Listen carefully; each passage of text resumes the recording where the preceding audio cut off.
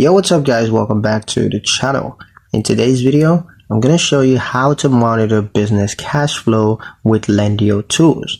Managing your business cash flow is easier with Lendio's built-in finance tracking tools. Here's how to use them. First, log into your Lendio account and navigate to the cash flow or financial tools section. Then connect your business bank accounts if you haven't done that already. This allows Lendio to synchronize deposits, expenses, and balances. Once synchronized, your dashboard will display cash flows and outflows in real time. Now you can use the filter to view data by week, month, or custom date range for inflows and outflows, and also to identify trends in your income versus expenses. You want to look for months where spending outweighs revenue. You can turn on alerts to notify you when cash reserves dip below a set threshold. You can also export the data into Excel or accounting softwares if you need deeper analysis.